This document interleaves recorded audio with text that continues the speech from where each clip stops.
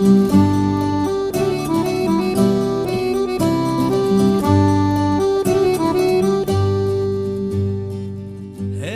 siamo il Quartet Folk, alla fisarmonica Ciccio Carnabuci, alle percussioni Gerlando Barbadoro, ai fiati, al mandolino Buzuki Dario Montese e alle chitarre Antonio Cannella.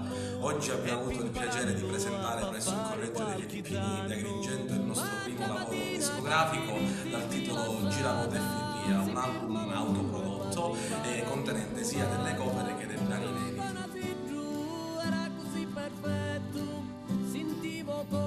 Battia fortino petto, giravoto e firria e la testa pensatia, giravoto e firria ti volissi alla tua mia.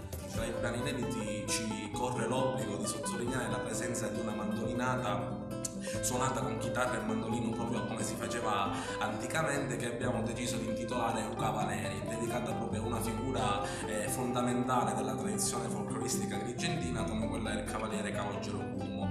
Oggi abbiamo presentato appunto l'uscita del nostro album, che vedrà concretizzarsi il 30 maggio alle ore 20:30 presso il Teatro della Posta Vecchia, dove faremo sentire ad amici, parenti e conoscenti appunto i 10 brani dell'album.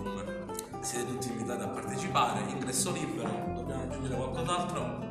Oggi abbiamo il piacere di presentare questo nostro lavoro a cui crediamo tanto, a cui abbiamo lavorato davvero tanto, perché è un disco realizzato, permettetelo di dire, con tanti sacrifici, tante nottate passate in studio, tanta voglia di fare bene e di cominciare un percorso diverso da quello che ci ha visto i protagonisti fino all'altro ieri. Giravoto e Firria è un disco in versione digipack che vedete qui sopra il tavolo e contiene la bellezza di 10 brani, nonché 11, c'è un medley all'interno di questo disco che è Vittina Crozza con i Sciuri Sciuri. Abbiamo fatto l'unione di questi due inni diciamo, considerati inni di Sicilia.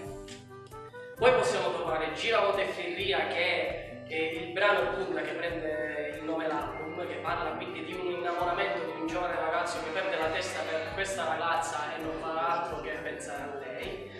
Poi c'è Epi Davvero, che è un tema molto attuale, molto fondamentale ai giorni d'oggi, che parla dell'emigrazione dei ragazzi perché devono andare via da questa terra perché non c'è lavoro, non c'è speranza comunque di poter andare avanti, e quindi si trovano nelle condizioni di non poter diciamo, più vedere i colori di questa terra, le sfumature, e quindi accontentarsi di altre città.